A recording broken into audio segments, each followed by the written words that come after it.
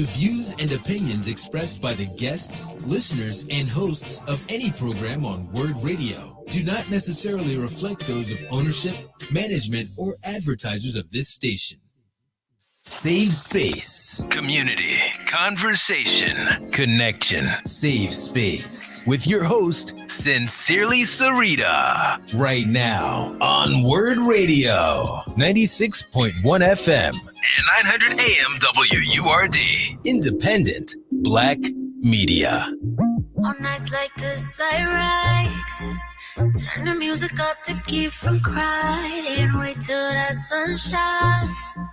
Please don't let the darkness keep me low halfway to the home base, yeah. Like a field trip, whoa.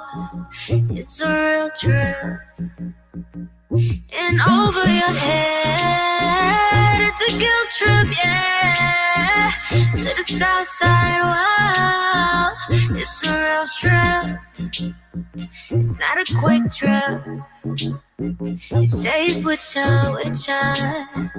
Love taxes, it's a real trip.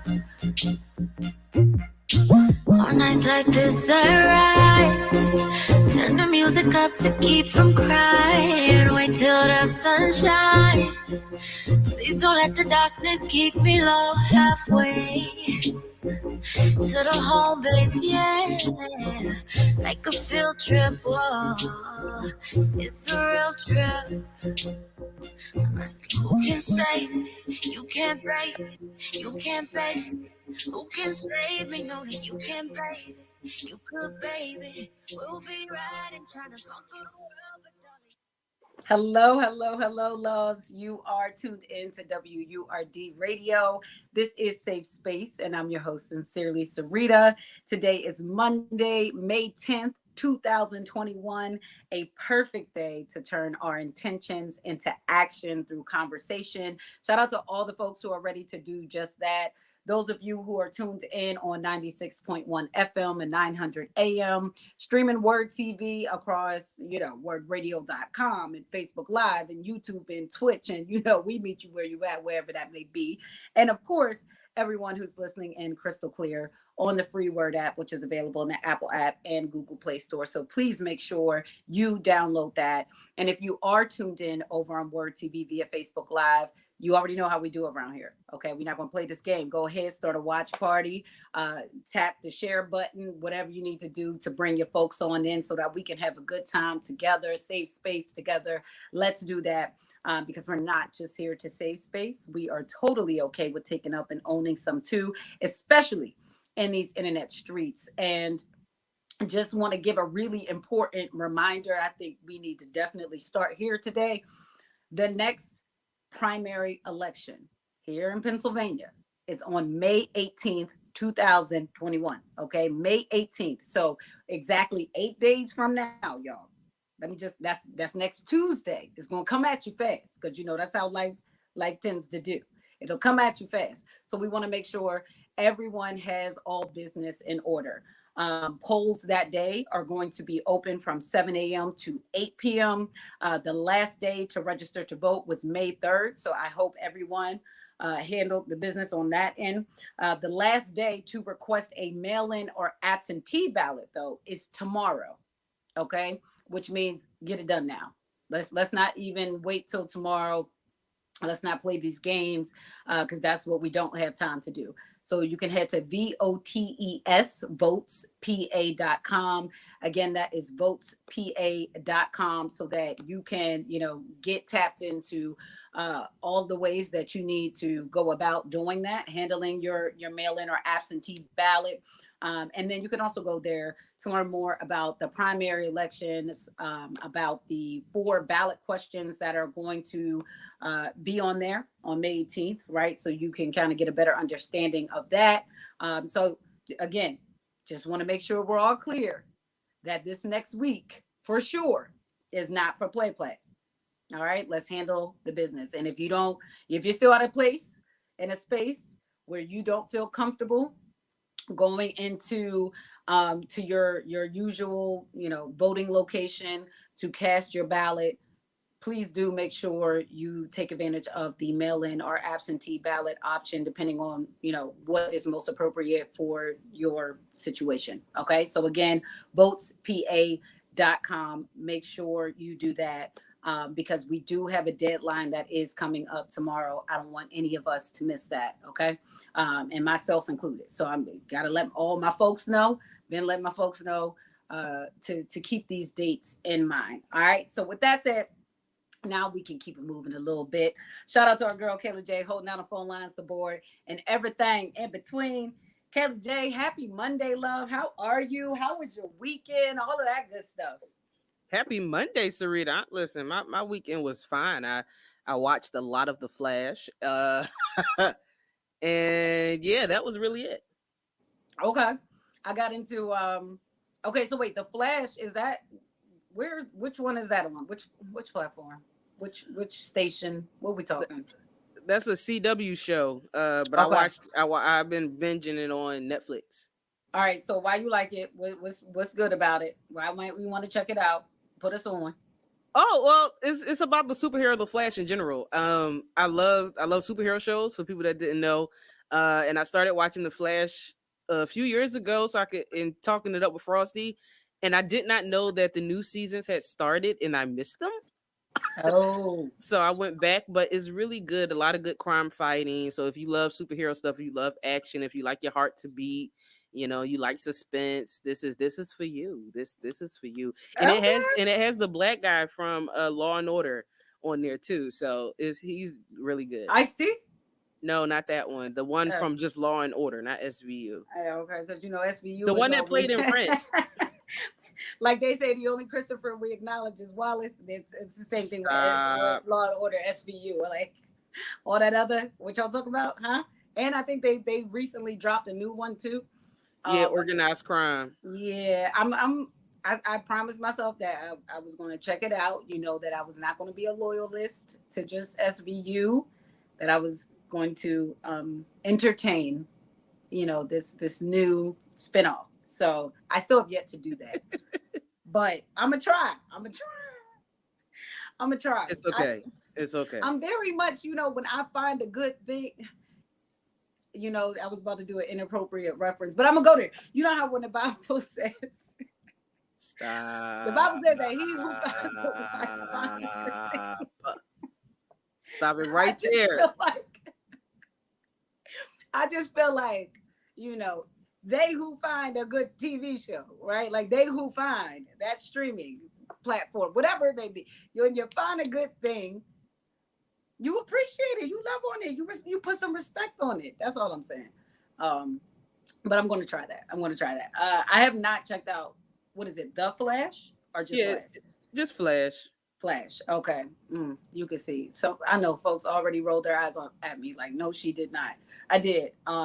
So that is It's that. pretty. It may not be your cup of tea. Like if you don't like superhero stuff, like, and I mean like real superhero stuff, not like everybody got on the board in the bandwagon with Black Panther and Black Lightning and stuff. Like I mean, if you really like superheroes, Don't otherwise you won't really get it. Like I'm not bashing. don't send shots. No one came. No, like I wasn't trying to do that, but like I know as a culture we all rallied around Black Lightning and Black Panther, True. True. but like and they are comic book, shows and movies. However, like the Flash is just like right out of the DC comic book. That's what I'm saying. Like Yeah. if that Got you. wasn't your thing, it's not for you. Okay. That's That's fair. all I mean. Like I wasn't taking shots. I No, wasn't taking that's shots. Yeah. that's fair. Like I'm Shout that out, nerd. shout out to Frosty. He put me on to so much in terms of like, I don't even know how to describe all of the worlds that he helped me to better dip my toe in, because I'm not there yet. Like I can't just jump into. I probably wouldn't be able to jump into Flash and just understand the storyline or understand, like. With the way they laid out this show, you could. Oh, That, okay.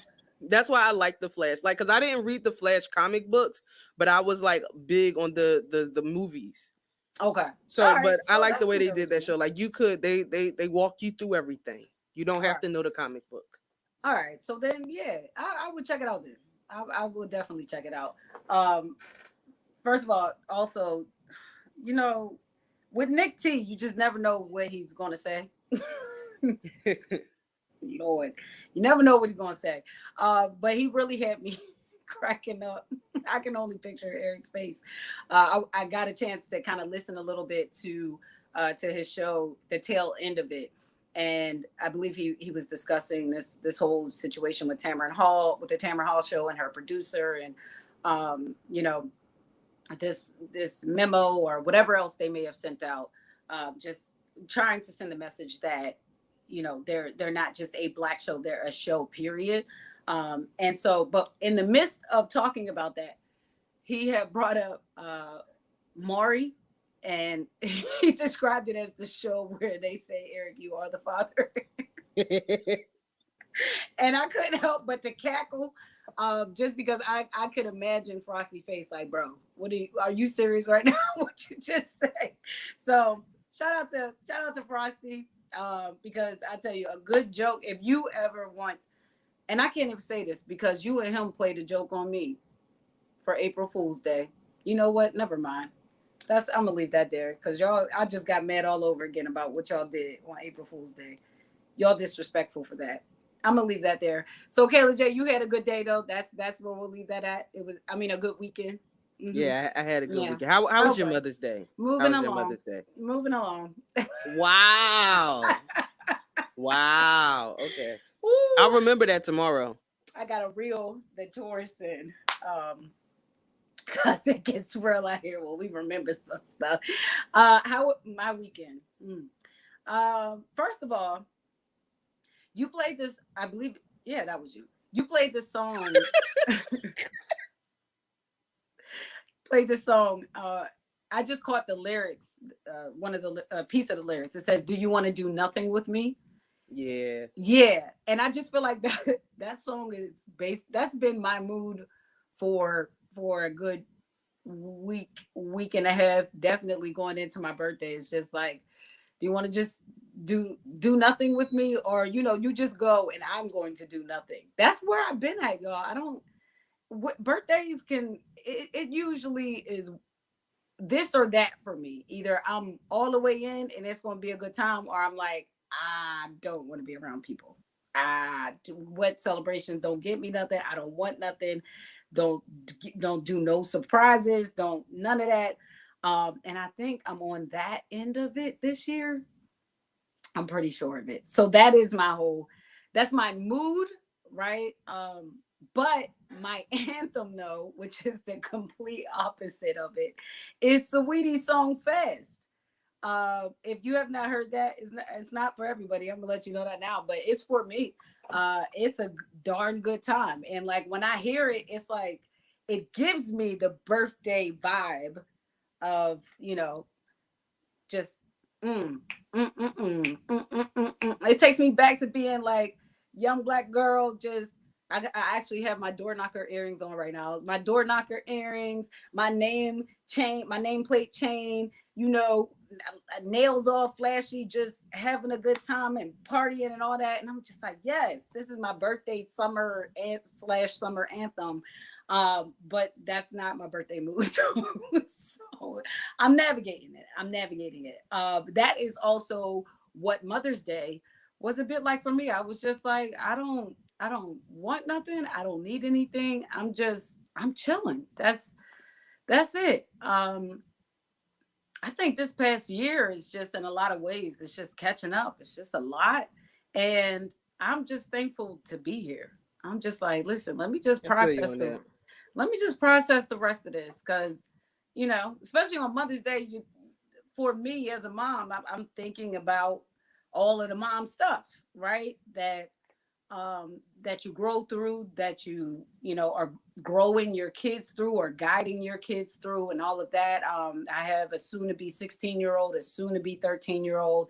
And so we're definitely in a whole different space of parenting now and navigating that. And I'm just like, child, listen, I'm sitting down somewhere. That is what, for the most part, I did on Mother's Day.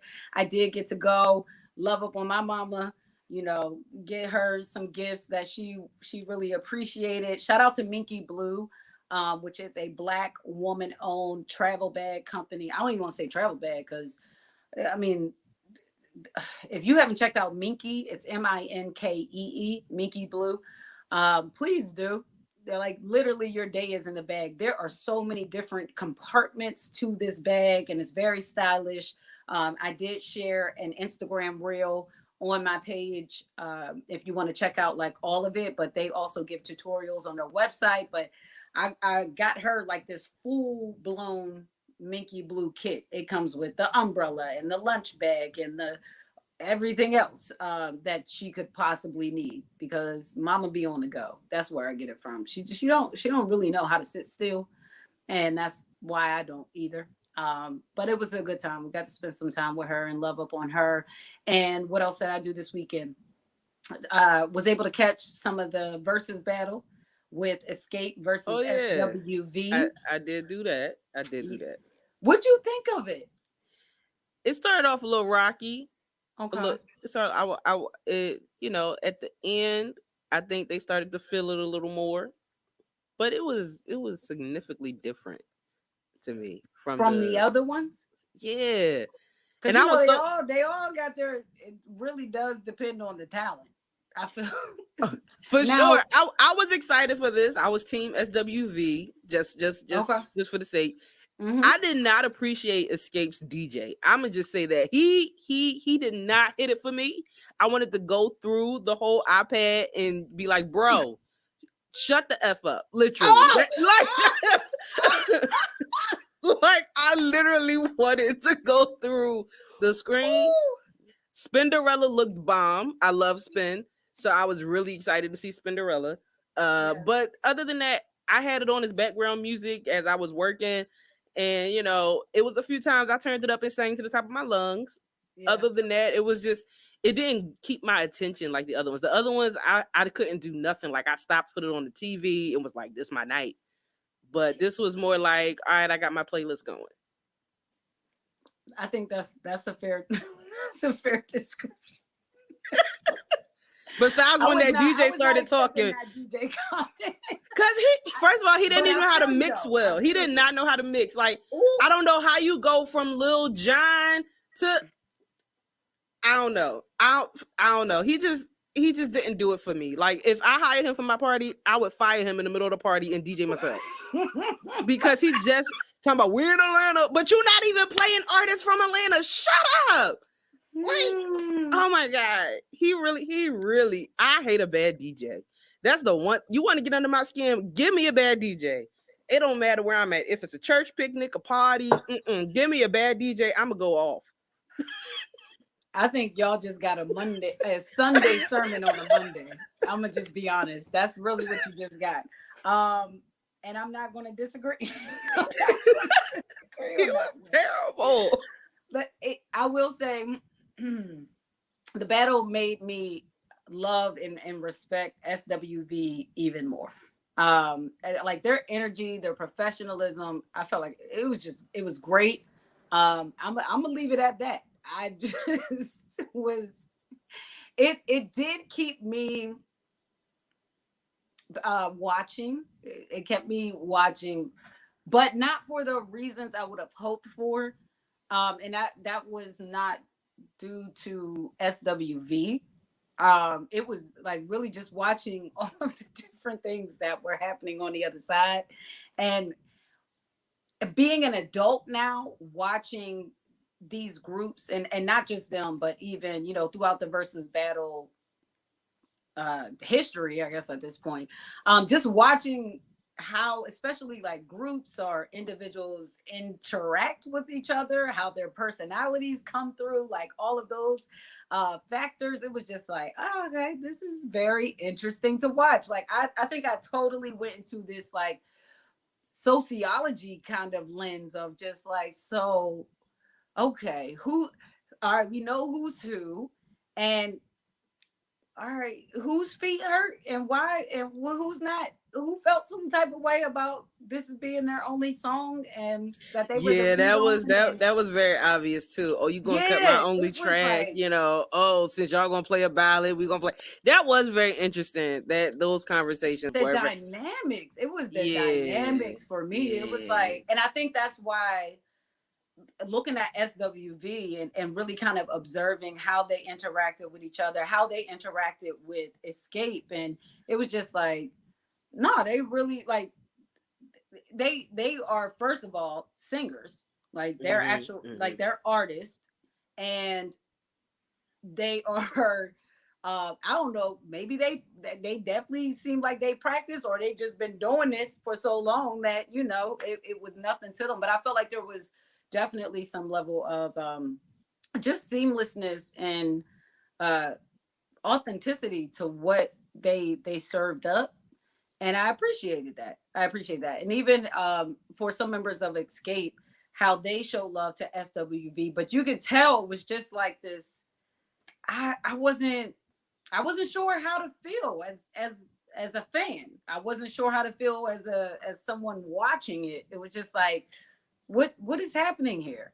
But I will say I thought it was super dope, and I got to shout out Philly based, Black woman owned shapewear and athleisure brand FBF Body. They were shown mad love by Coco of SWV, and that was really beautiful. Shout out to Zakia Blaine, who darn near had me in tears watching her reaction to Coco, not only shouting her out multiple times, but also wearing her clothing for the second half of the battle. Because mind you, first half of the battle, everybody was dressed up, heels on, all of that. And it Second was half, dry.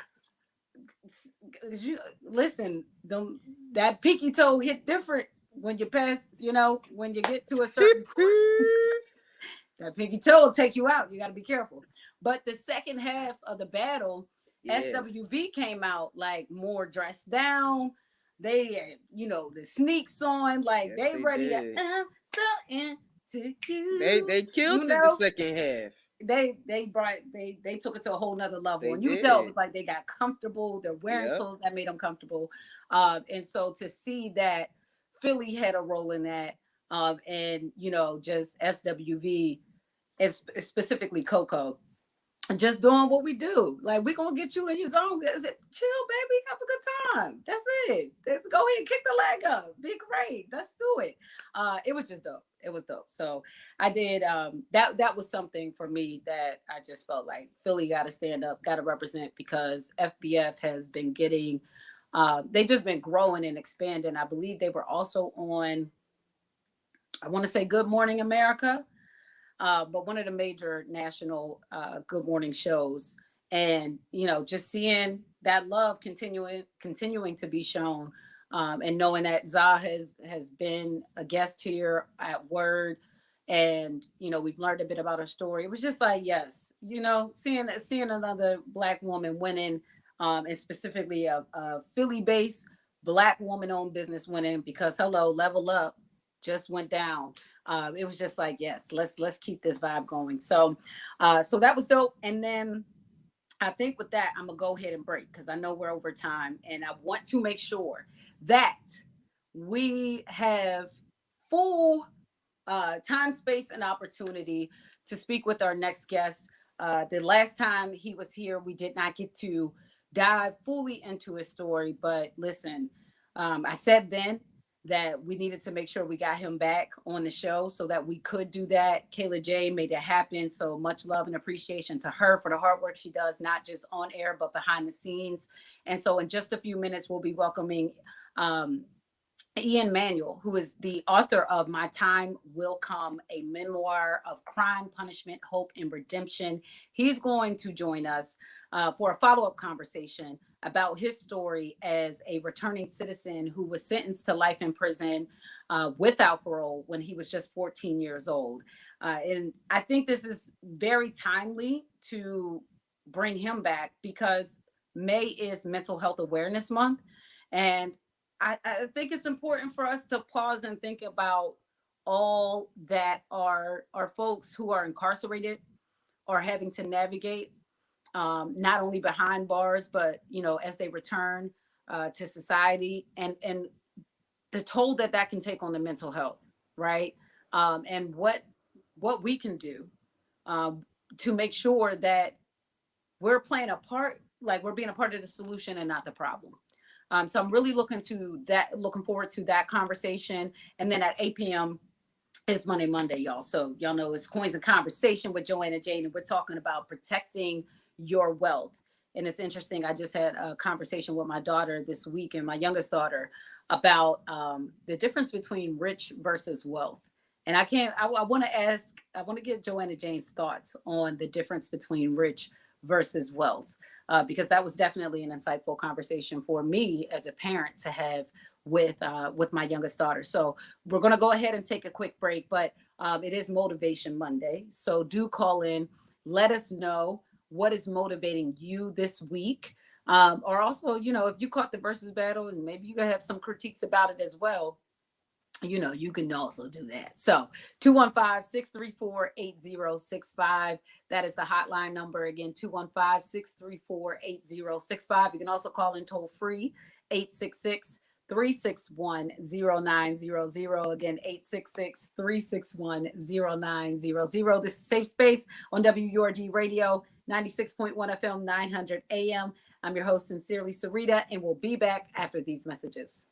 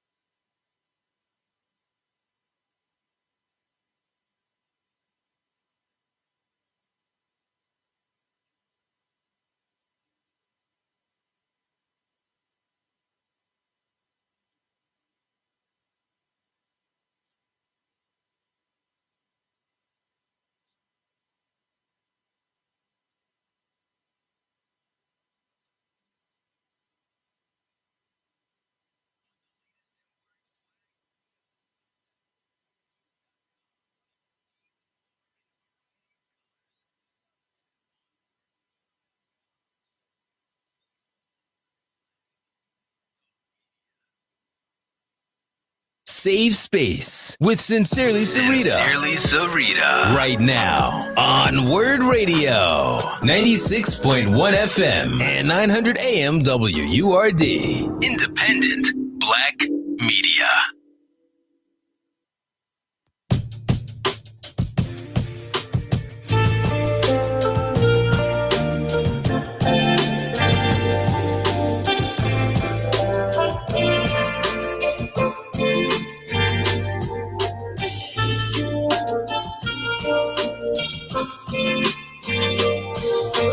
We've got to get stronger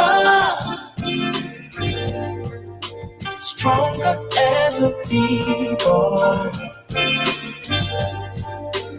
We've got to get smarter as a unit. Watch out for our children, because they are our future. Appreciate our women, because they bear our future. My sister, my brother, my sister, my brother, my sister, my brother, my sister, my brother. You are back listening to Safe Space on WURD Radio, 96.1 FM, 900 AM. I'm your host, Sincerely Syreeta. The phone lines are open. Feel free to call in. It's top of the week. We like to give some motivation, all that good stuff, but not just to be the one serving up the motivation. You most certainly can do that too, by letting us know what is motivating you this week. So call in 215-634-8065. Toll free, 361-0900. Listen, so, oh man, the last time we talked, my next guest, or my first guest, I should say, it was prior to the release of his book, which I believe dropped on May 4th. And it's titled My Time Will Come, a memoir of crime, punishment, hope, and redemption. And so we didn't even get to dive fully into the book. And I'm looking forward to doing that today, and also talking about mental health awareness, specifically with our returning citizens, those who are still incarcerated. I think that's an important conversation that we need to have. And given that Ian Manuel, who is the author of My Time Will Come, has served a prolonged period of time in solitary confinement, even as he was in his younger years, who better to really, inquire about what that kind of experience can do to one's mental health wellness, and how we can make sure that as a society, as a community, we're not only advocating for better conditions, behind bars, but also for everyone who's returning back to society. So with that said, Ian Manuel, listen, so thankful that you can join us once again. We appreciate you for choosing a safe space with us. How are you? I'm great. My book is out since the last time we talked. It did drop on May 4th, this past Tuesday. So I'm very excited about that. I've been doing a lot of promotion, book interviews, NPR, and I'm happy to be back here with you on Safe Space.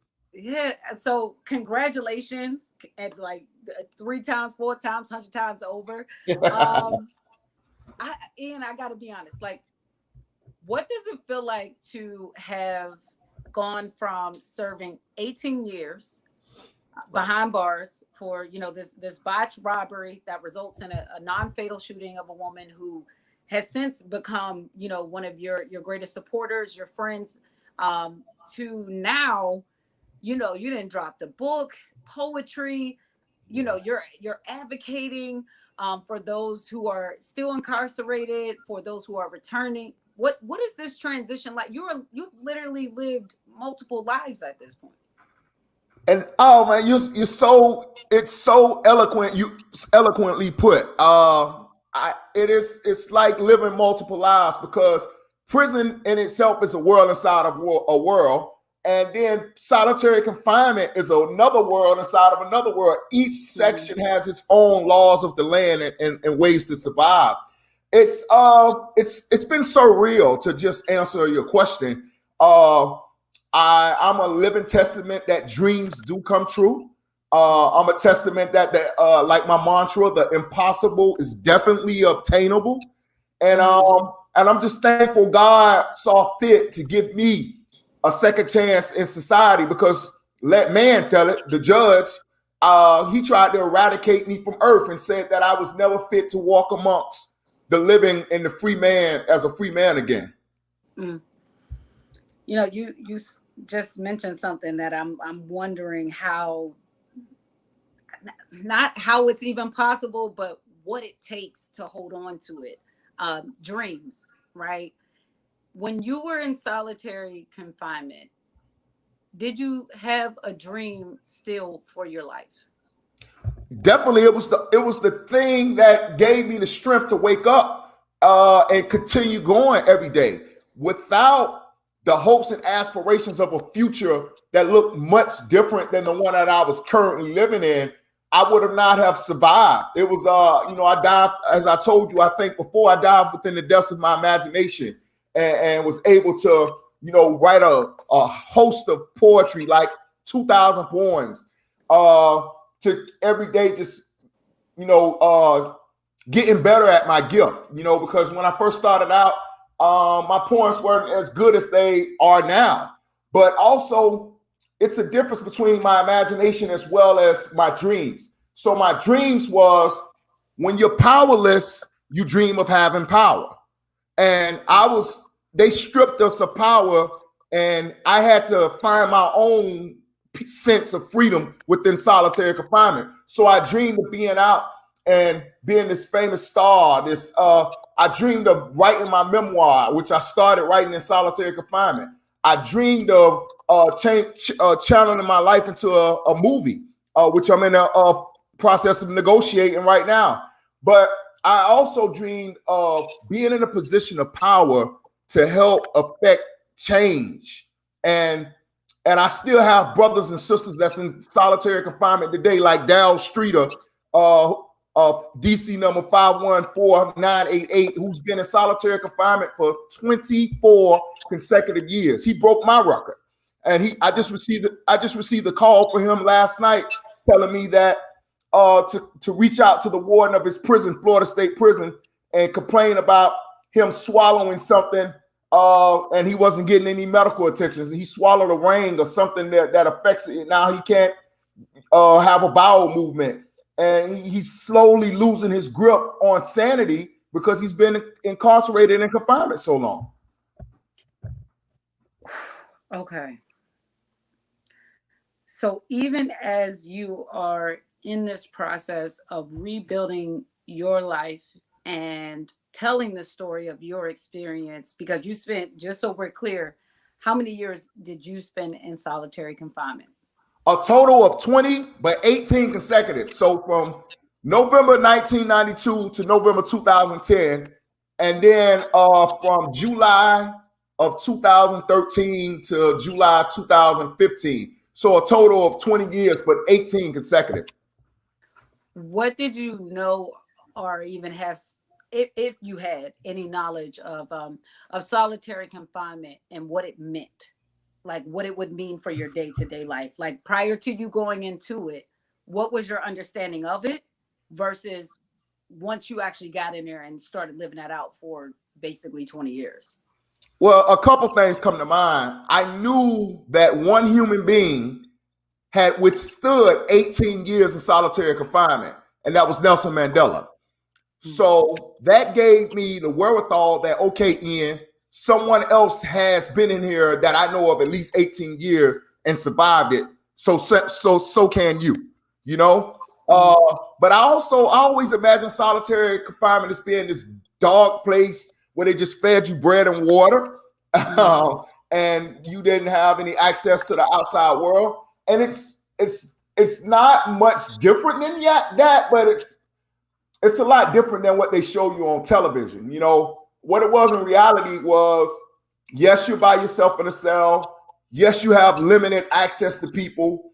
But what I wasn't prepared for is the inhumane treatment, the constant, consistent use of chemical agents, high-powered military-style chemical agents that was used if you were caught talking, because you're not allowed to talk to another inmate. If you were caught talking, they'd lie and say you were kicking on the door. Or if a female staff member would come on the wing and they say, female on the wing, you're required to get off the door and lay in your bunk or sit on your bunker till the female leaves off the wing or comes to your door to give you your medication. If you're caught trying to get a peek at another human being, a female, and if you're a heterosexual male, you want to see a female because you've been denied access to one, you are stripped, you are gassed, you are beaten, you are injected with psychotropic meds, all for the human instinct of looking at a woman. Okay. So I have to say, that triggers different levels for me, because I'm thinking about a few things, right? First of all, a lot of us have just been in the midst of a pandemic, and that has forced us to have to sit down and stay in our homes. And that 1 year for a lot of us, this a little over 1 year right now for a lot of us in itself has been brutal in a lot of ways. And understandably so. It's life changing, right? It's life changing pretty much in an instant of blink of an eye. I will also say that has nothing on 18 years of solitary confinement or 20 years of solitary. Those, like, that's different. But I want folks to try to draw some line of understanding, to really try to put this in perspective. So that first part is, for me, is just like, all right, there are some of us who just went through a year, and we've been itching to go outside and need to trap, like, and we weren't in solitary confinement. It was definitely, we had to sit down, but it wasn't that. And so, if nothing else, if we need a point of reference for what that can do to a person, what solitary confinement can do to a person, think about what 1 year of a pandemic and having to sit down and the world being shut down, what that did, or how that changed your life, or whatever else the case may be, your mental health wellness.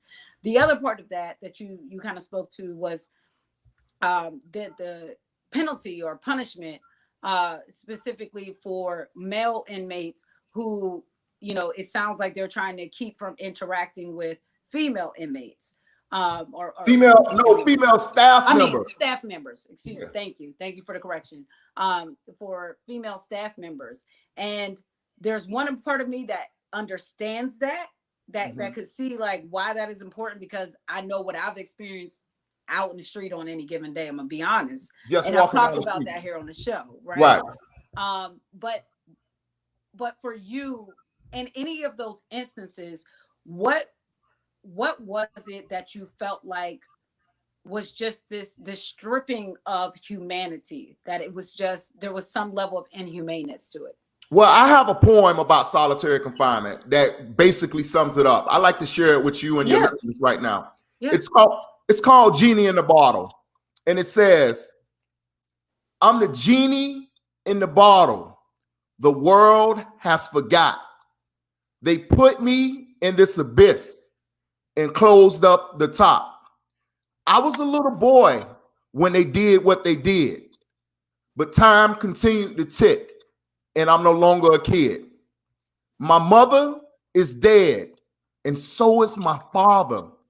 I've been abandoned by family while trapped in this bottle, but I hold on to hope that someone will open the top, answer my prayers, and help me out. Sometimes people pick up the bottle and put their eye to the hole, but instead of compassion, acting different and cold. I suffer sensory deprivation, a lost sense of direction. There's no mirror in this bottle for me to see my reflection.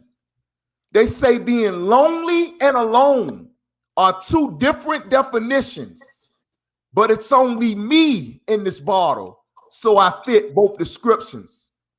What I need is a friend, someone to extend a hand. It can be as simple as picking up a pen. Someone who cares, accepts me for who I am, my magnetic personality, and my baggage from the past. Someone who helps heal the sorrow, will work on building our tomorrows. Someone who refuses to leave me to die in this bottle. It seems like you were meditating on my words just then. Well, yeah. Okay. So part of how I process, I like to close my eyes and just hear the words and not have any visual interruptions with it. I want to take a quick break. I think we're coming up on a break. But first and foremost, I appreciate you sharing that live on air. And we're in the middle, just about at this point, of May, which is Mental Health Awareness Month. If you could get folks who are listening, who are watching, to understand anything about mental health wellness and our responsibility, because something you said in your poem was, folks will peek their eye in, you might view it, but I'm still in this bottle, right? Like nothing is changing. I'm still here. My state is what it is.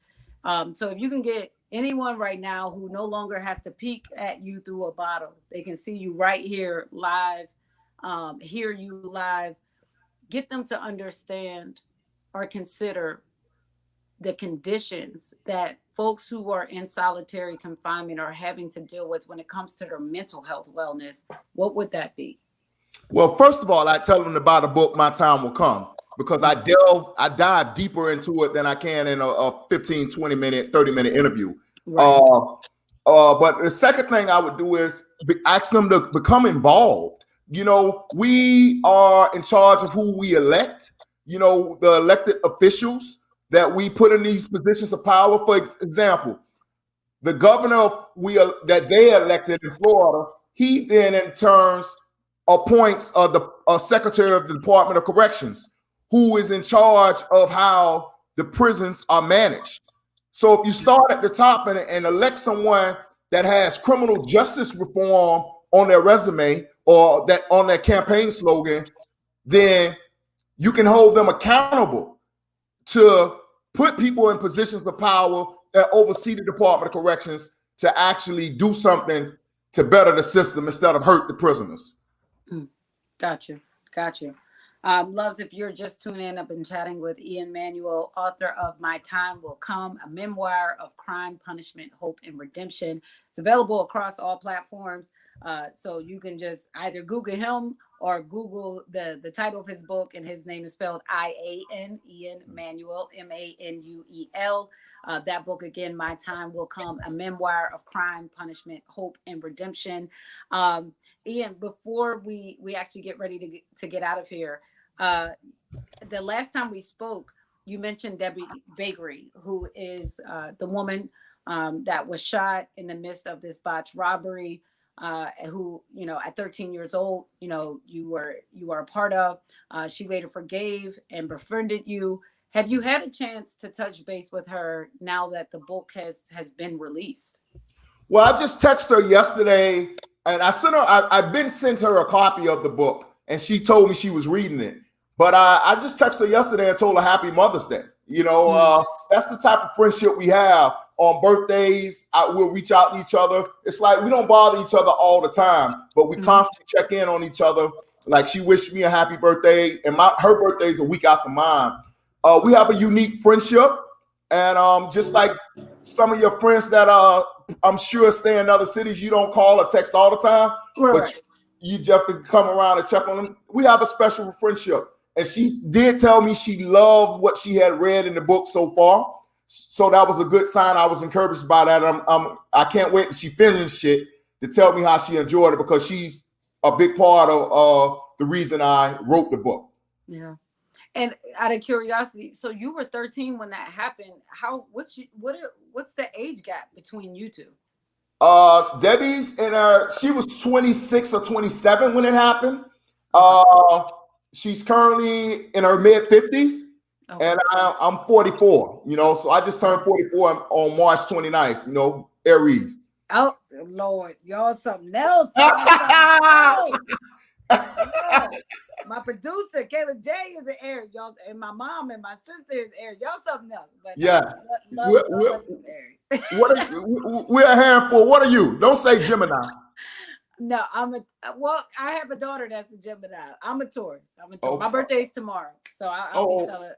Happy early birthday. Thank you. I appreciate that. But no, congratulations to you on your book. And you know, for any young people who may be listening right now, because in Philly we're experiencing it's not even just in Philly, but you know, this is where we're based at. We're experiencing a lot of gun violence. There are a lot of young people getting caught up in that, whether it's, you know, being the shooter or those who are on the receiving end of those bullets. And so any insight, words of wisdom that you would give? A couple things. One of the reasons I got in trouble is because I was trying to grow up too fast. I was in such a hurry to be able to go in the club, to be able to just do the adult things. Slow down. Enjoy your childhood. Don't rush it, because you're rushing into a brick wall, you know, and you won't listen to mama. You won't listen to daddy. You won't listen to your teachers and your elders. But when you go to prison, you either going to listen to them or they got something for you, a place to hide you, like they hid me for 18 consecutive years. And they don't just put you in confinement and leave you there. They torture you. And your so-called buddies, your gang members, they're not going to help you. I mean, I've seen it time and time again where guys would tell me, Ian, send me once I was out of confinement in open population, tell my brother to send me a bar of soap. I go to him and tell him, I ended up having to give the guy a bar of soap because his brother, his gang member, wouldn't give it. It's like an out of sight, out of mind mentality when you're in confinement, or the same way people treat you like you're dead when you're in prison. Your brothers and your so-called friends treat you like you're dead when you're in confinement. So I would just tell them, man, to find peace within yourself. That's what I would say. And don't grow up too fast. All right. That's that. Let's leave it at that. Ian Manuel, let folks know how they can connect with you, whether that's on social media or email, and definitely where we can find a book at. Yeah, so Ian Manuel Official is my Instagram handle. Ian Man Official is my Twitter handle. And you can reach out to me via email, ianmanuel329@gmail.com. And I'm just thankful for you sharing this space with me and giving me this opportunity and using your platform to highlight. Absolutely. And we'll always keep you in mind for any future conversations that we have. And especially when I'm thinking about, conversations I think that are going to be important for us to have with our young people. They got to hear from you.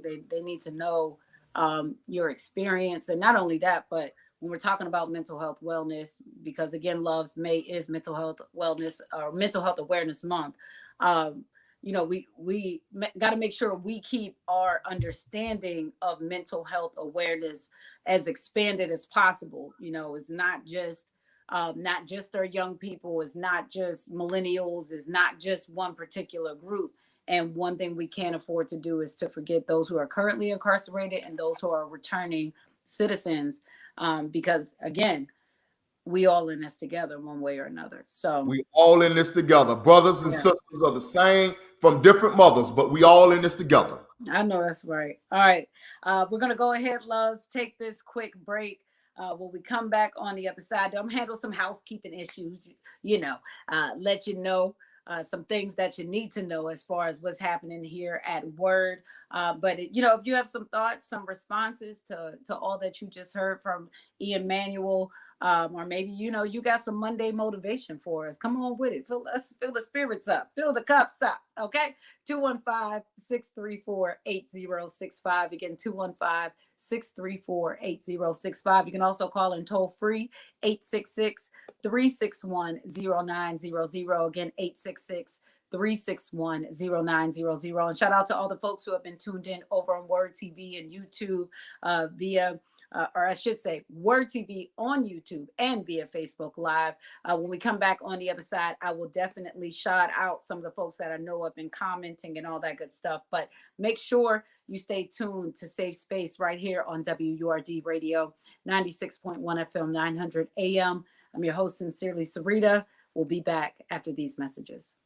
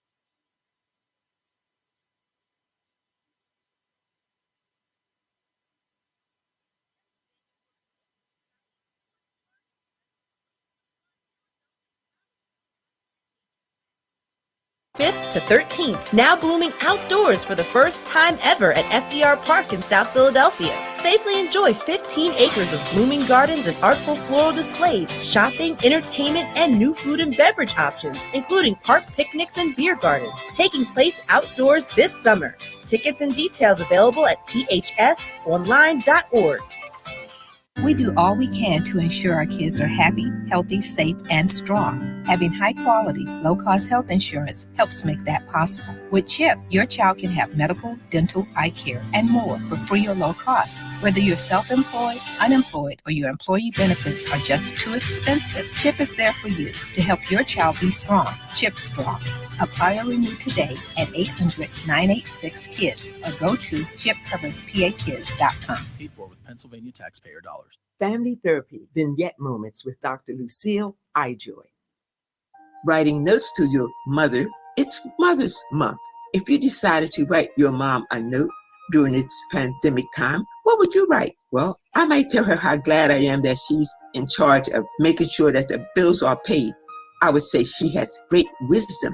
She makes the best apple pie and lemon cake. She never complains when my kids make a lot of noise. Woo! I'm so happy about that. She still watches over me like a mother hen. I know she slips my son $1 or $2. What notes would you write your mom? She would keep these forever. What notes would you write your mom? The Word Radio newsletter, keeping you informed, engaged, and connected. Sign up by visiting wordradio.com. Scroll to the bottom of the page and type your email address under Connect with Us. You'll receive the latest information on Word Radio, messages from our president and CEO, Sarah Lomax Reese, exclusive articles and multimedia content, and resources. Stay informed with the Word Radio newsletter. This is Word Radio, 96.1 FM and 900 AM WURD Philadelphia. Independent Black Media. Grab your mic. It's time for Kayla J's Karaoke Song of the Day.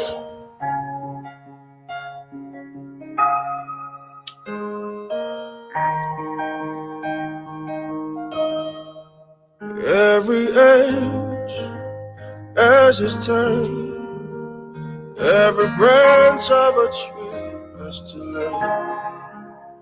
let it grow, find its way, make the best of the short-lived day.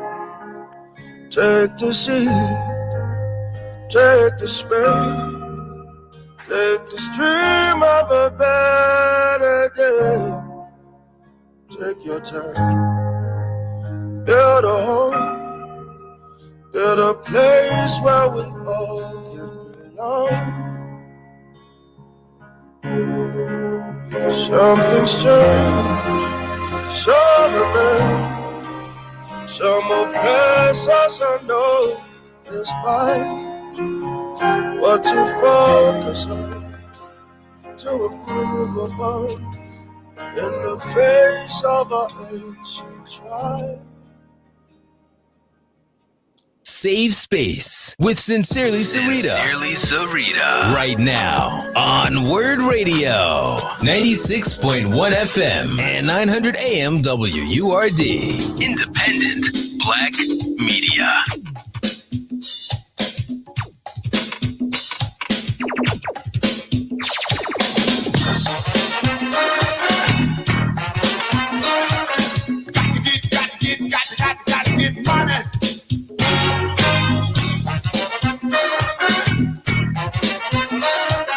Got to get money. Get money. I'm gonna lay it right on the line. $1 bill is a friend of mine. We need money. Kayla J, don't do that. Don't cut the camera back in. $1 bill is a friend of mine. We need money.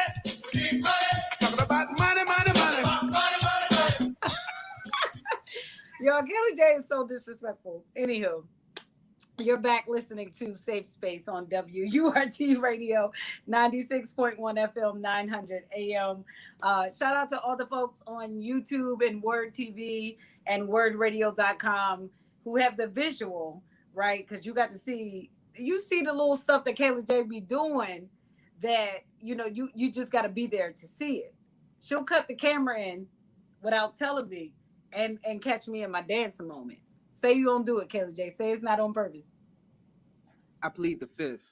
I mm, mm, mm, mm. I can't even call it lies and deceit because she ain't even incriminate herself, but it is what it is. Anywho, you're back listening to Safe Space on WURD Radio, 96.1 FM, 900 AM. We are about to get into some Money Monday conversation, right? Coins and conversation to be specific.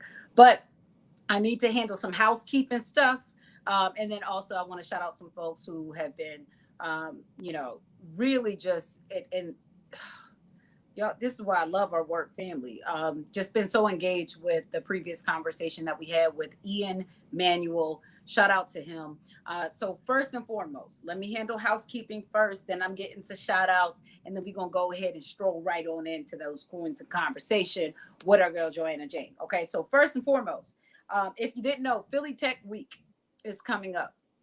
And we definitely talk tech around here. We talk the Black innovation economy, all of that and more. And so as we observe Philly Tech Week, Word is broadcasting a public virtual forum on Wednesday, May 12th. Again, that is Wednesday, May 12th, from 10 a.m. to 11:30 a.m.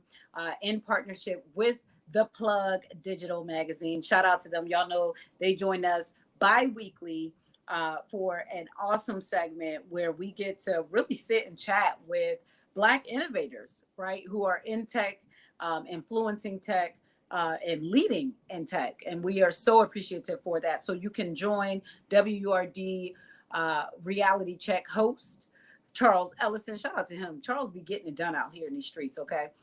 As he discusses how the technology and innovation sector move Philadelphia's Black community from cycles of generational poverty to generational poverty to generational wealth. All right. So that's the conversation and what is really going to be focused on moving our community from a cycle of generational poverty to generational wealth.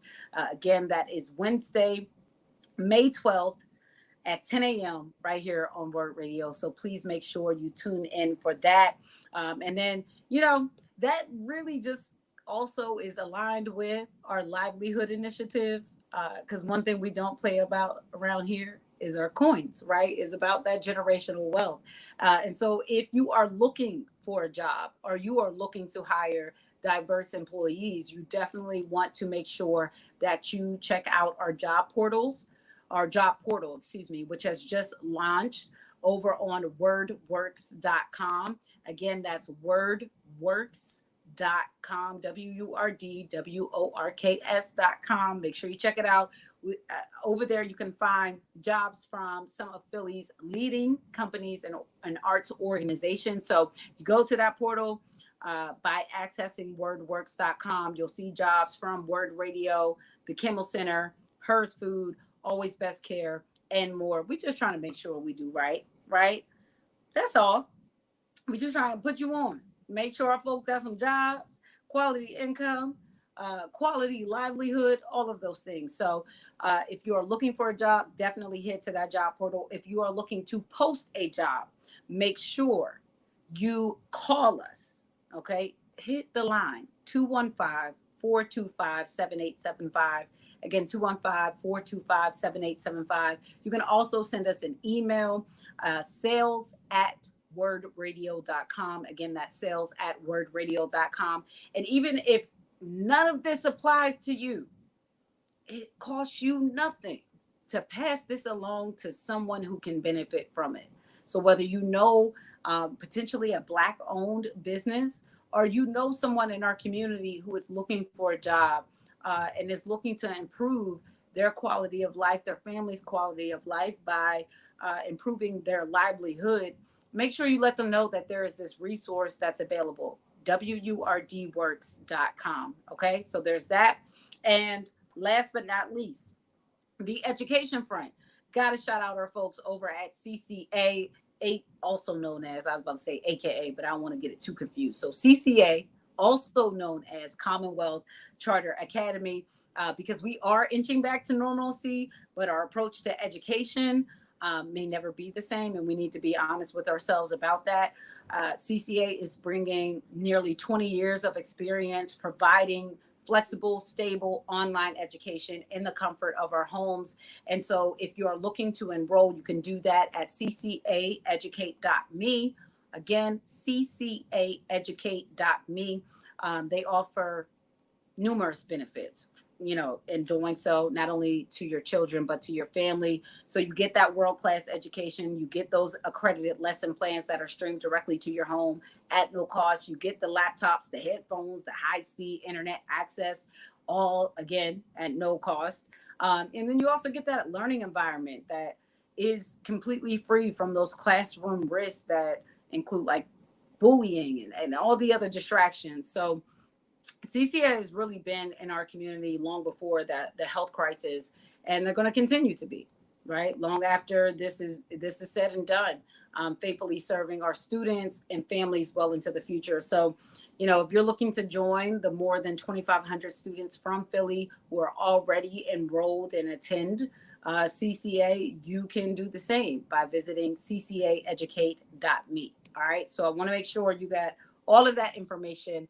And just on the voting tip, again, y'all, I'm going to run this back one more time in case you may have missed it at the top of the show. But tomorrow is the last day to request a mail-in or absentee ballot. Tomorrow, May 11th, last day to request a mail-in or absentee ballot for the PA primary that is going down on May 18th. And that same energy that we had in 2020, we're going to make sure we're responsible, that we keeping that pressure, that we coming with it on May 18th. Okay, especially when we're talking about the DA's race, which we have, in case you didn't know, a debate that's going to be going down that you need to be tuned in for. So if there is any news that you may have missed, please make sure you visit wordradio.com so that you can get caught up on the latest of not only what you can expect this week, but in the weeks to come. Because, we go ahead and handle business in May and go right into June, which is Black Music Month.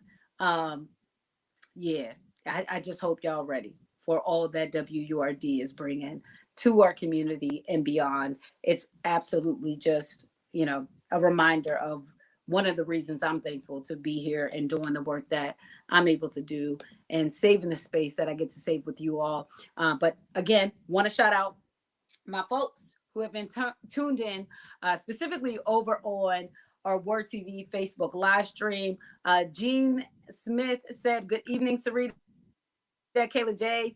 Awesome guest and Word family. Syreeta, I love this interview. I am deeply moved by his zeal for living and concern for the welfare of others." She said, "Emmanuel, I salute you, brother." So his name is Ian Manuel. So IAN, that's his first name. And then his last name is Manuel, Manuel. So that's Ian Manuel. If you are looking to connect with him, again, his email is ianmanuel329@gmail.com. I posted the link in our Facebook live stream that will connect you directly if you want to purchase and support his book. And then his Instagram account, if you popping over on IG, that's where you're most active at. Ian Manuel Official. That's where you can find him at. IAN. Ian Manuel Official over on Instagram. And let me see if I can shout out some other folks. I see Malcolm. Haley said this is a fantastic interview. And yes, Gene posted all of his contact info. So you have that. Everyone has that. Shout out to Lorraine. She is watching from Delaware. She said, "Thanks for sharing." And yeah, y'all. So with that said, I think we can go ahead on and dance right on into Money Monday. Okay. And this is very timely because I just started watching this series on Netflix. It's called My Love, 6 Stories of True Love. And I don't know if I ever shared this, but I am I don't even want to say a sucker because I'm a G for love stories. Oh my gosh. So I'm maybe 3 episodes in, and this series features folks who have been married pretty much for like 50 years or more, and it just follows their life for a year, 1 year. And there is so much that each of these stories have to offer. I actually pulled out the notes on my cell phone, the notes app, and just started like capturing all these different quotes because there were so many gems there. And these couples are from all around the world. So you have the US, you have Japan, you have Brazil, Spain. There are a few other ones that I haven't gotten to yet, but those are some of the ones that I got to check out. And they've just been just chock full of gems, right? The first one, which was a US couple who I believe is from Vermont. Part of what they were doing was life planning, right? So they're going through their will, they're going through the process of, making sure all assets have been transferred to the right people. What life after them looks like. And it really was this moment of like seeing what that process um, is comprised of when you're 70, 80 something years old, and looking to make sure that your family is secured, or when your time comes, to transition to the next realm, that they're not having to really bear the brunt of a lot of decision making in the midst of grieving, right? And it was very touching. And so to then get this message from Joanna James, and she's like, "We're talking about protecting wealth today," and I was like, you know what, this is so aligned. Even if that's not the specific thing that we're going to be getting into, this conversation I think is really important, and us being more educated or better educated on how we can protect our wealth, because it's not just protecting that for us but for our family. So Joanna Jane, hey girl, hey, happy belated Mother's Day. How are you? Thank you. I'm doing well. How are you? I'm, so I've been Happy waiting belated to Mother's Day talk to to you. you as well. You and your beautiful queen. Yeah, thank you, thank you. I'm waiting to chat with you because I had this conversation with my youngest daughter over the weekend about being rich versus being wealthy. What the difference is, and I'm curious to know your take on it. But here, I just real quick give you a little taste of what I tried to offer to her. And that was, you are already rich, right? To someone else, you are already rich. The shoes that you're wearing, the clothes that you have, the house that you have, you are already rich to someone. You're already rich in love. You are already rich in talent and skills and all of these things. Rich is relative, right?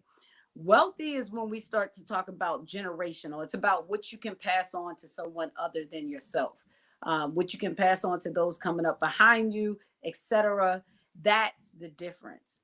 And I could see this shift in her, and even this idea of her kind of embracing this idea of like, wait, I'm already rich in something.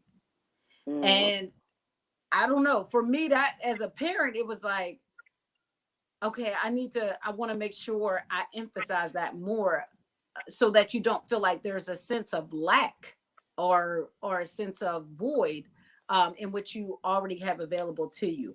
But I also know I may not have necessarily given the textbook definition of rich versus wealth. So curious to get your thoughts on how we break that down to our kids, in terms of rich versus wealth, or being rich versus being wealthy. I think you did a phenomenal job. You hit it right on the head. I was sitting here listening, like, okay, let me see, how far did she go? How far did she go? Okay, good. Because that's exactly it. Rich is for the moment. Wealthy is something where you are able to see where you're almost like your great grandchildren can benefit from it. That's wealth. That's a whole different lane.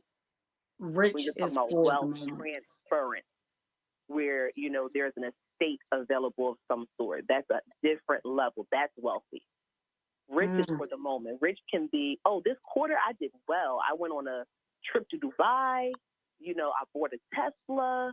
That's for the moment. But then what happens the other quarters of the year? What happens 3 years or 30 years down the line? So rich is for the moment. Wealthy is definitely generational. And I've had coaches in my past that has told me that that you are wealthy when you're able to put yourself in a position where your great grandchildren can benefit from your decisions today. Mm.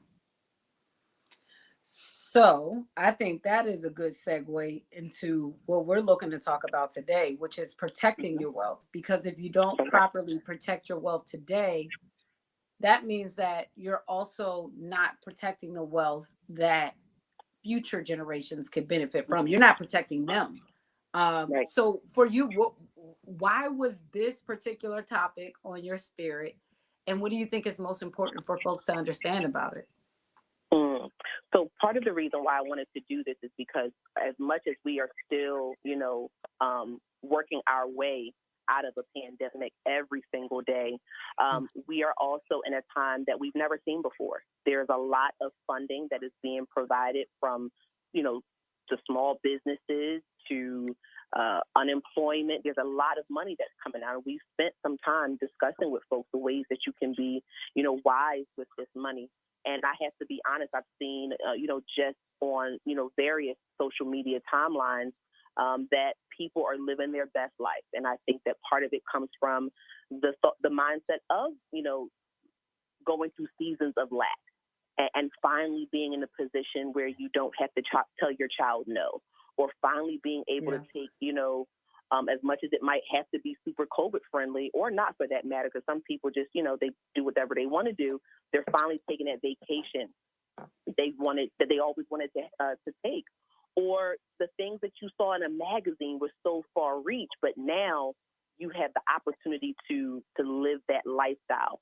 And I want people to think about this as a season that we've never had before, but also it's probably a season we will never see before see again in our lifetime. So while we're in this moment, we also want to make sure that we're protecting the wealth that we should be actually creating. So if you're using this money for your business, if you're using, which you should, right? If you're using these funds for your businesses, if you're using it, whether it be, for real estate or other ways that you can be able to, in a sense, almost like flip the money that you're being provided, make sure that you're also protecting it as well. I said to someone the other day, I don't know any other time where it has been easier to get some form of a business loan. Getting a business loan in past years has been super difficult, where, many people have given up. They felt like it wasn't worth it. They allowed their gifts and talents to die with them.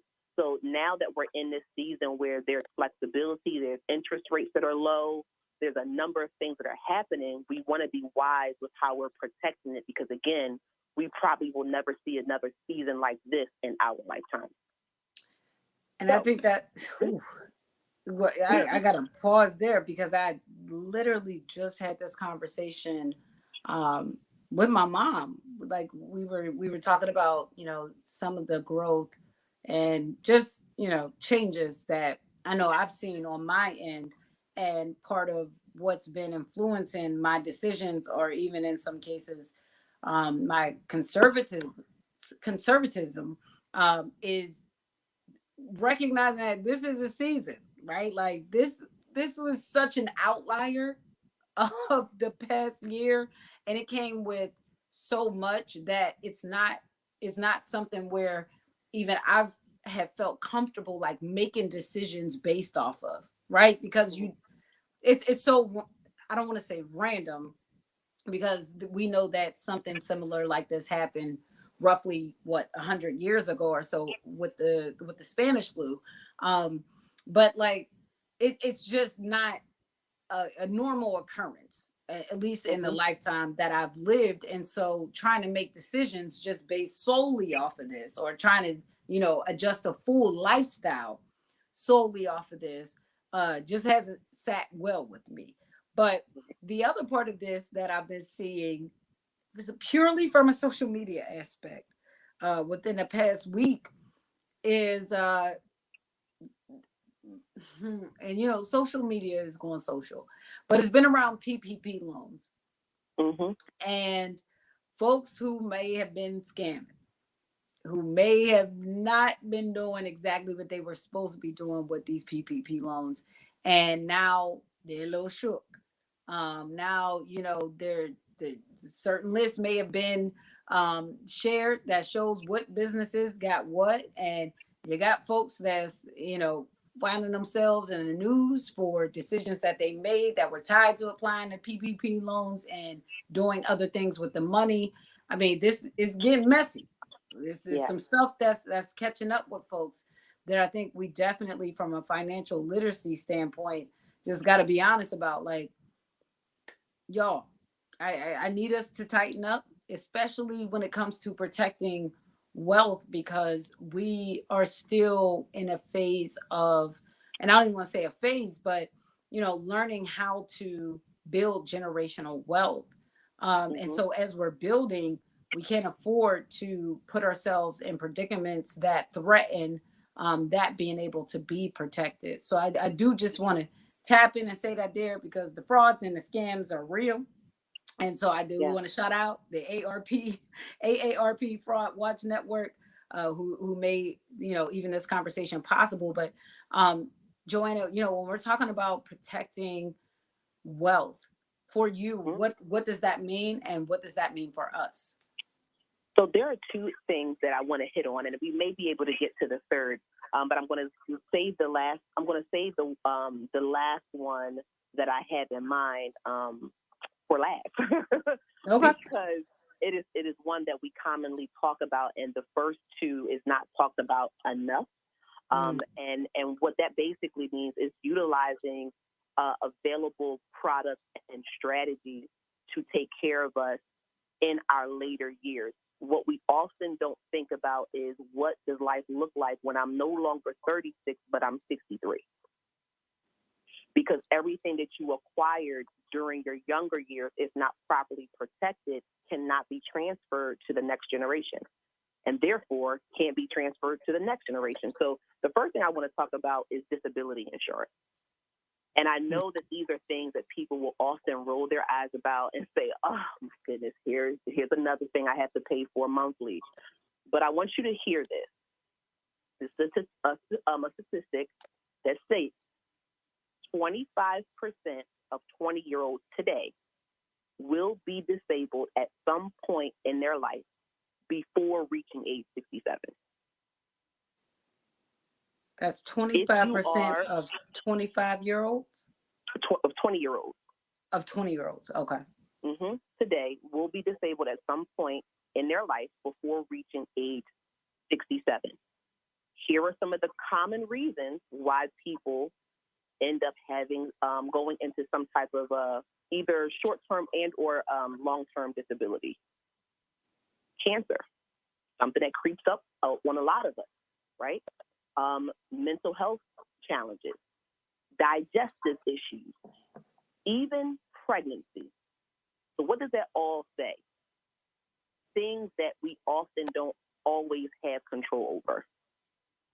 So if you don't have any type of disability insurance, how are you then able to make up for the bills that don't stop every month? So disability is also known as a common reason why most people go into bankruptcy. Again, what were you doing during the time of your younger years? You've accumulated, this money, but if you didn't have it properly protected, it's now going completely out the window because unfortunately you had a situation that no one knew could have happened. And this goes whether you are an entrepreneur or not, across the board. So these type of products, just in regards to disability insurance, before I go on to the next one, is very important. When you get it, it's often encouraged that you get it in your younger years. It typically will cover about 60% of your income. And what I want people to think about, and this is not discrediting our government at all, but I always say the things that I own or pay for, I have more control over. So in regards to the reliance of Medicare or Social Security, that's up for grabs. It could be here. It could not be here. And those have their own limitations as well. So when you own some of these things privately, meaning that it's not connected to your job, it is something that you're paying for privately, you typically have more control over that. Mm. No, that's absolutely fair, because especially being a millennial, um, I know there's been some real honest conversations about whether or not Social Security is going to even exist by the time we would technically be eligible for it, and what does that mean for how we manage our finances and protect our wealth.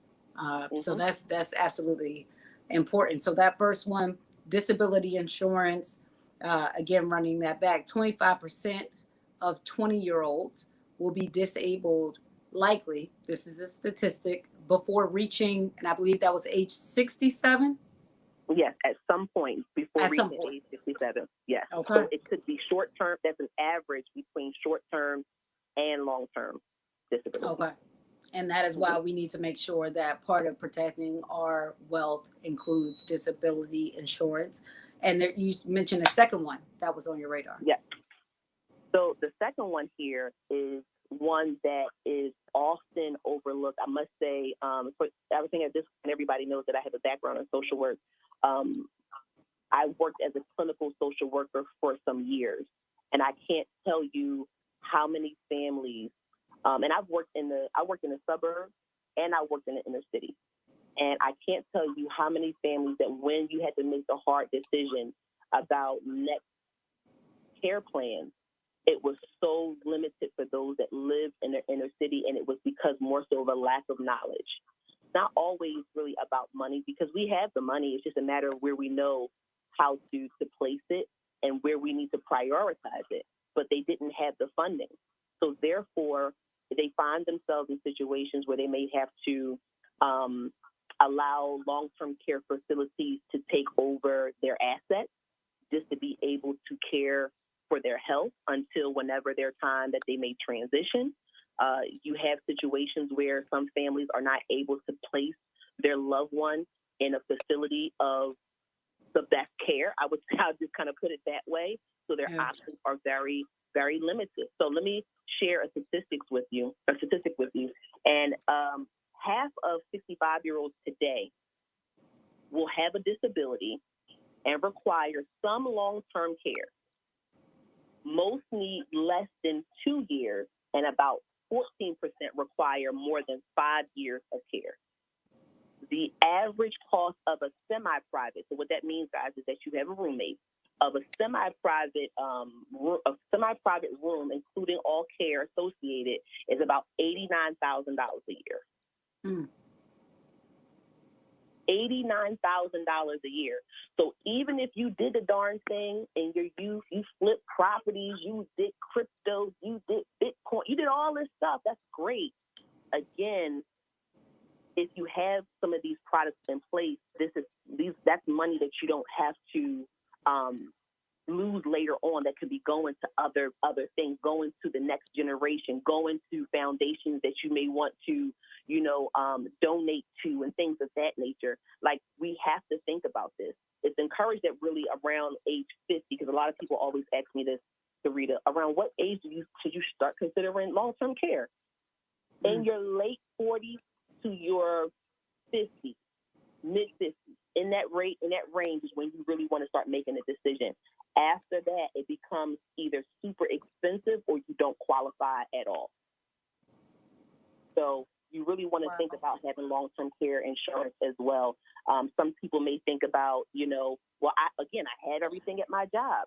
It's not a guarantee that you're going to stay at your job until 30 years. Most people aren't even making it nowadays to the 10-year mark, at their job. They're changing careers. They're deciding to, stay at home for a period of time to raise their family. So your regular health insurance doesn't cover long-term care.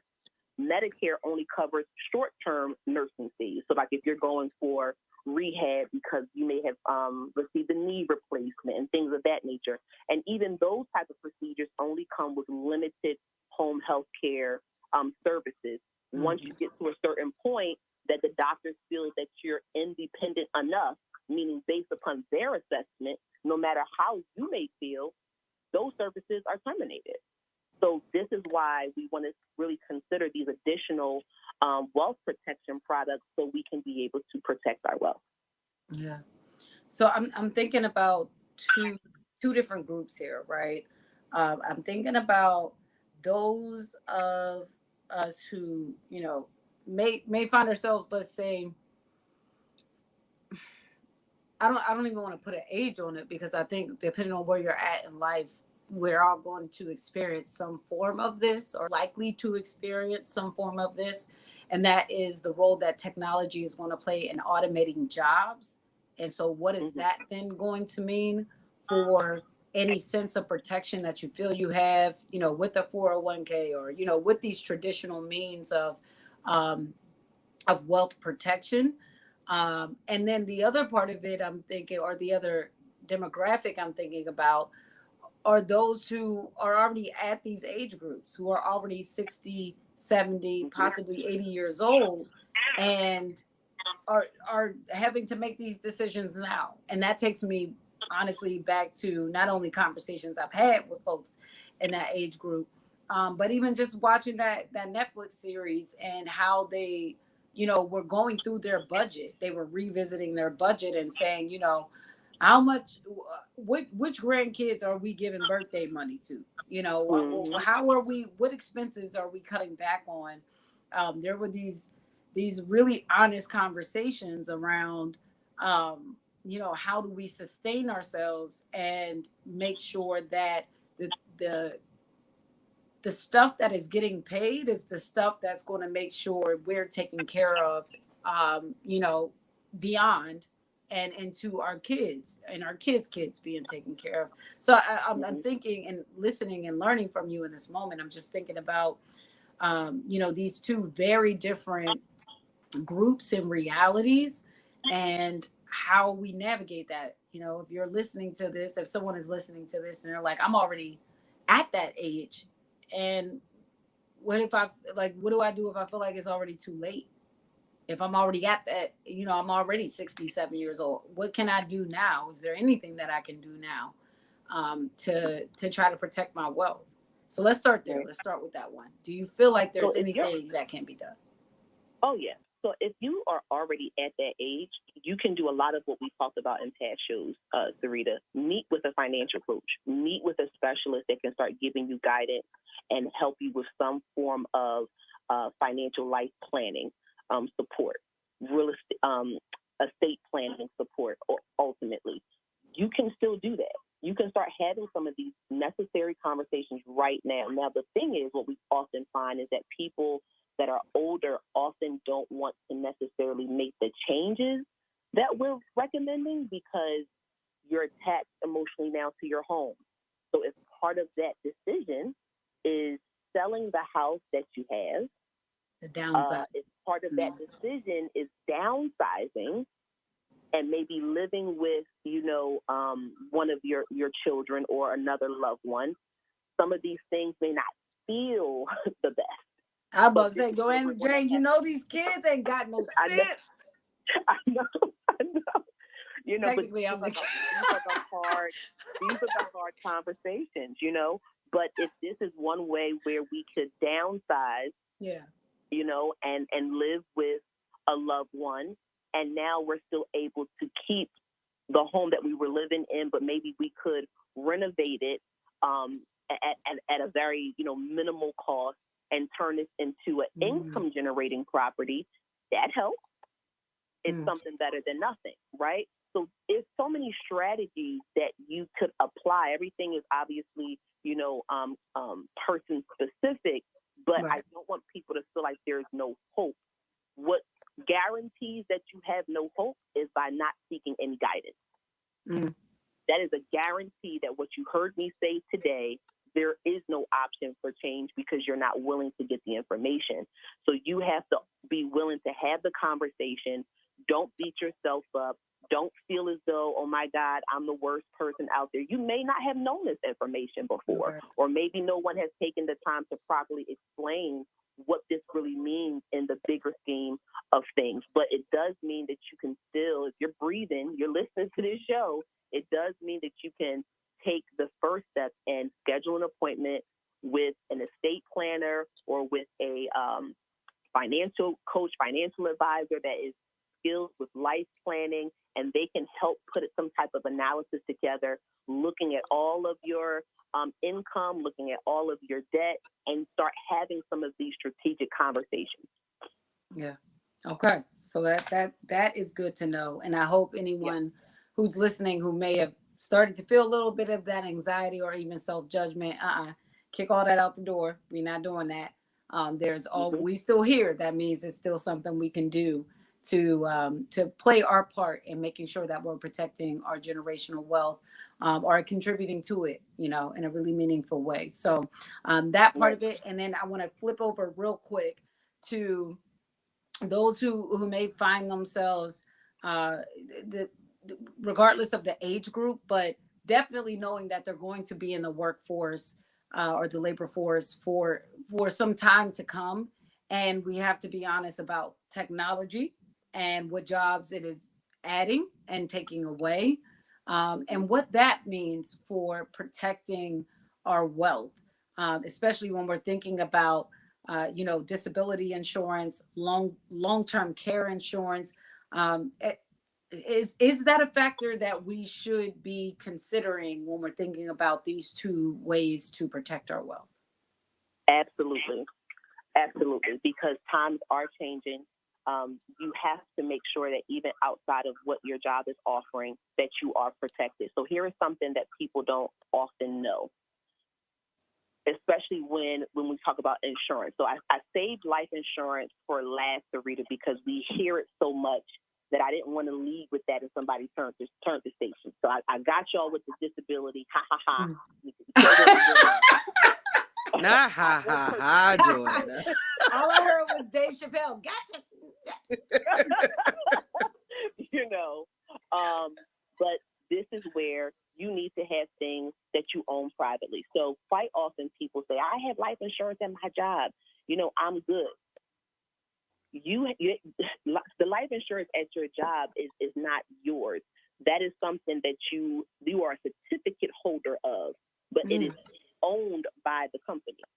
If you so happen, and this has happened to a number of people, and I'm not speaking for everybody's job, but I am saying that you might want to check your fine print.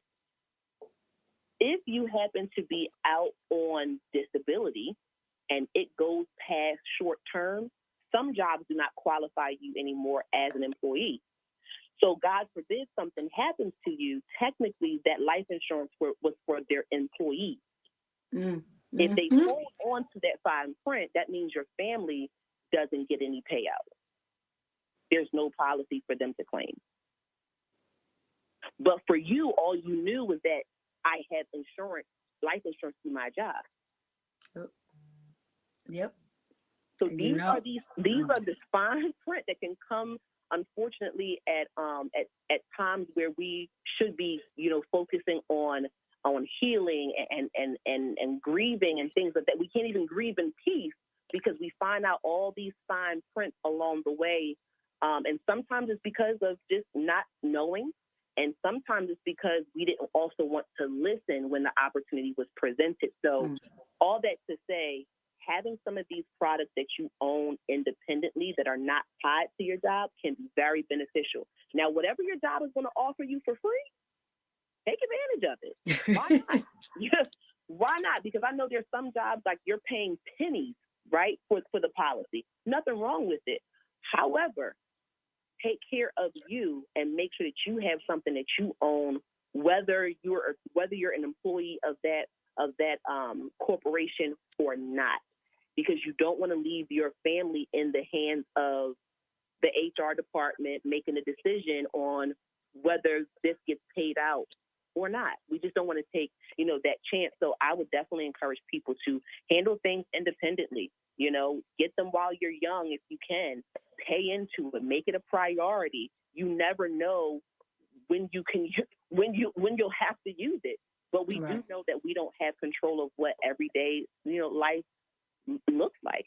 The other part with when we talk about life insurance and a number of some of these products, when you leave the job, to carry it independently is super expensive. Let me share with you why. Okay. More than likely, type of medical review for those products. They go off of the average age, average health of those that are employed by that corporation or organization. Once you leave, they are basing it upon your health, your age. So depending on where you are and what has taken place within your health, it can be super expensive. It's already going to be expensive, I can just tell you that. But it could be super expensive if you have other pre-existing conditions. It takes one doctor's visit for you to go to and them to write a note that you are now diagnosed with ... and your premium will go up. Mm.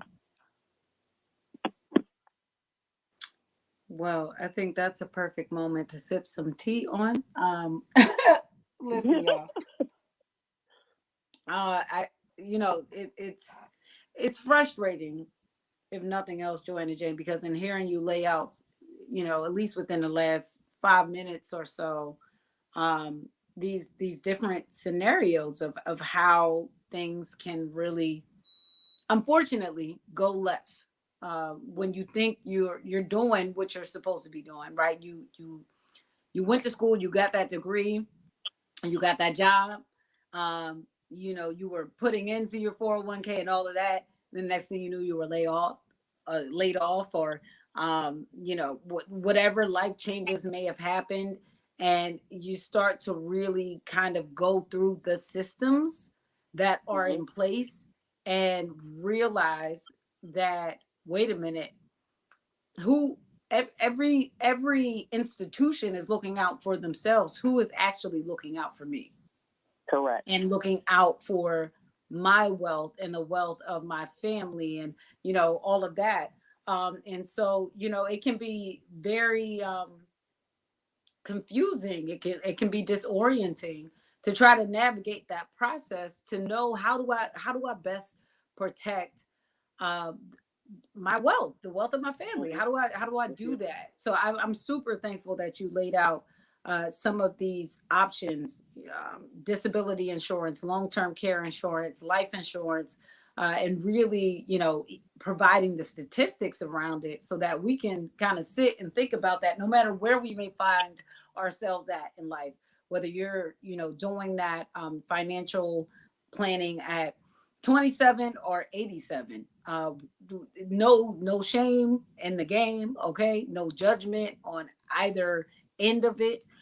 Wherever you may be at this point, it's all about the action, right? It's all about you being informed, taking the information and the knowledge that you are gathering, and deciding how you want to apply that, what professional advice you are seeking, licensed professional advice you are seeking, which is why, of course, we always appreciate every Monday at 8 p.m. that we get to sit with Joanna Jane for Coins and Conversation, because she is a licensed financial professional.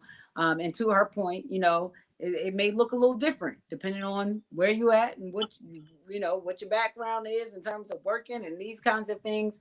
But these are just some bare basics that I think we all can keep in mind as we navigate where we go from here. So Joanna Jane, for folks who may want to get in contact with you, follow up, learn more about financial coaching, whatever it may be, let them know what's the best way to do that.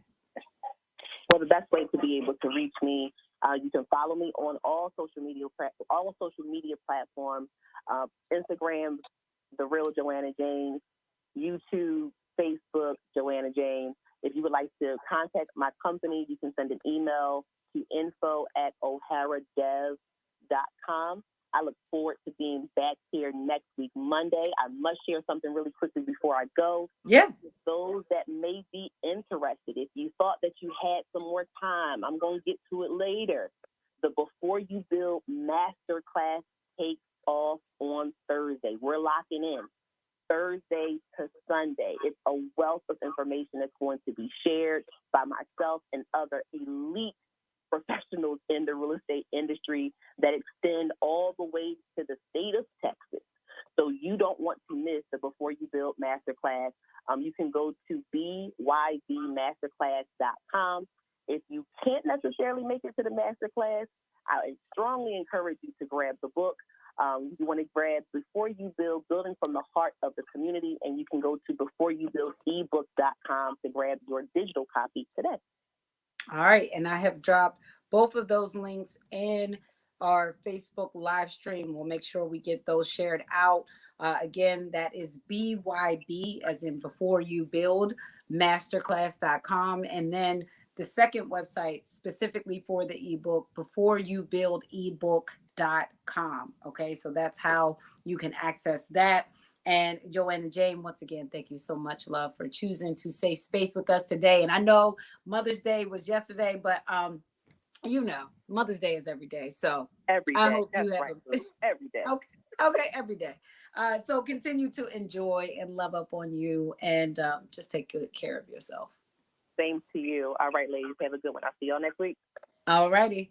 And loves, with that, it's about time for us to get out of here.